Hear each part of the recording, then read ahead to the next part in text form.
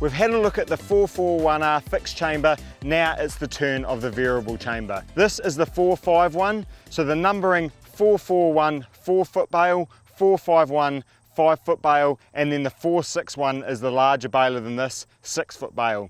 And the 451 replaced the old 960 and the 461 replaced the 990. So these as standalone balers are curtain balers where they've got the curtain at the back that lifts up and they pop the bale out. So renowned for the speed in which the bale can be ejected from the chamber. We'll get to that a little bit later. Again, if we start to the front, there's a lot of similarities here. So one single spool, that does the pickup, knife bank and drop floor. Isobus and Power Beyond control the rest of the baler functionality. So if we again look at the similarities between the John Deere balers, exactly the same pickup. So we've got the 2.2 metre 5-time bar cammed with the large one-piece rotor and auger assembly. That again keeps that grass between the rotor and the pickup. The distance is nice and short so that grass doesn't bridge in there and you get nice even feed, which is particularly reliable for variable chamber balers, which is a fantastic thing for the operator. This is net only, so no film on film option. Again, feeds in, very reliable. It's kind of tucked in there, the wind doesn't seem to affect it, and again a knife for the cutting option. You can see up there those large stainless wheels. They're the belt tracking, so they're guides essentially, so they keep the belts where they need to be. And again, the 2-belt option allows a little bit of grass to get in, but I guess it also allows a gap for the grass to get out. So that combined with the large scraper up the top for that short green tacky grass allows those belts to keep nice and clean. We've also, in the PDO department, got the option of a 540 or 1000 speed gearbox for the variable chamber balers also. There's a couple of little differences between this baler and the 441R, which is quite nice to show. So here, this has got the 13 bank knife option. So we don't have 2 knife taps here. So in this 441R, it's had the 25, so you can either run 13 knife or 12 knife or 25. This just has a 13 knife option. So again, just on and off for that tap for the knives in and out. Full width drop floor, everything else works exactly the same. If we then open up the big panel, again nice and easy, no tools required. As you can see, a lot more simplistic in here than the 441R. Obviously it doesn't need a big chain to drive the 18 rollers. We still have our auto lube function here. Again, auto grease around on the other side. But what is a key feature here of the curtain balers is that what happens is not only does the belts hold the bale in, then that pressure comes off as the bale tail door opens, but the sides actually also move out slightly to help that fast eject.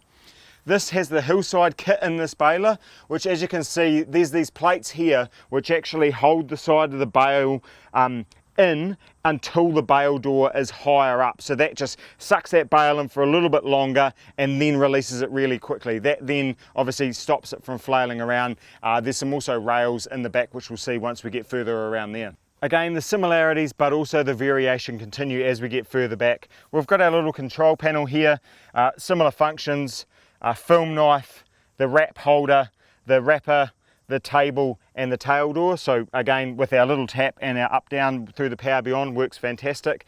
This has the other tyre option, so 545R 22.5, and that is the still flotation but slightly narrower than the 620 option on the 441R. Again, completely safe in here thanks to our breakaway arm, which completely shuts off the hydraulic functions of the baler. As you can see, the 451, obviously being variable chamber, is different, right? So better view of our twin belts. And also these are the side panels which I mentioned, which flick out as the bale door opens. These are the rails that I was talking about as the hillside kit. So again, the sides hold the bale for longer and then it sits along these as it's being transferred up onto the wrapper table and then up onto the wrapper. So what that does is obviously just if you're on a bit of a lean, being a bigger bale than a 4-foot bale out of the fixed chamber, it just allows a little bit more stability. So there are again some functionality similarities. We've got the 40 RPM wrapper. However, this is much heavier duty than the fixed chamber one, purely because it needs to do a variation of bales, and being able to wrap a 1.5 metre bale, there's a lot more inertia.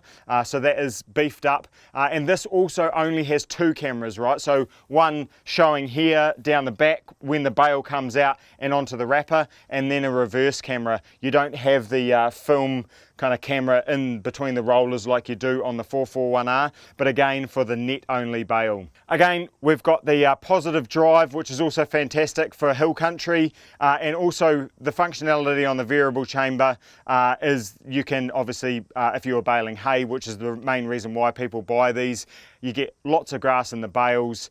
You can provide a very uniform tin can like product out of this baler, and then also you can bale silage in the morning and then go and bale hay in the afternoon, skip the wrapper and either double dip them or end tip them. So plenty of options and plenty of functionality around the back end of the John Deere 451R. Round on the right hand side, we've got our large chain drive to the rotor and auger, and we've also got our auto greaser. As you can see, this is not a new baler, but there isn't a significant amount of debris which is held up on all of the little angles, which is a great feature. It's nice and clean in here, doesn't have a lot of debris. The only thing I'm a little bit disappointed is it doesn't have me cool little roller setup, you know, where you do the, but it's only because it's net, I suppose, right? The positive though, you can carry 2 rolls on this side, so you can be a little bit rougher, they're bigger rolls obviously, and you can carry 2 of them, which is going to allow you to keep baling for longer. There's lots to like about the C451R from John Deere. The top 5 reasons why you should consider this baler for your next purchase, for me, start with speed. It's the way that the belts hold the bale in and then they quickly open up, as well as the sides open up to allow the bale to come out and quickly be transferred onto the wrapping table. Secondly, it then moves back to the front. We've got the 2.2 metre pickup, 5 time bar, large cam bearing, and then that moves onto that large one-piece auger and rotor assembly. We've got a short gap between the pickup and the rotor, so there's no bridging of that grass, and also the parallel drop floor, which is fantastic for any lumps. We then move back to the positive wrapping table. That allows these large bales to be positively and chain driven up onto the wrapping area, and that then allows on hill country for those bales to be wrapped safely. We then move back to the wrapper itself, 40 RPM, heavily built, and allows the wrapper to keep up with the baler. Flexibility is the number one thing for the C451R. You can get 2 knife options. You can get 2 options in terms of bale size, so the 451R for the 1.6 and the 461R for the 1.8 metre bale. You can then bale silage in the morning, and then you can group those bales or end tip them in the afternoon doing the hay. Check out all of the bales and the bale quality that come out of these John Deere balers in the upcoming review in the autumn issue of the Farm Trader magazine.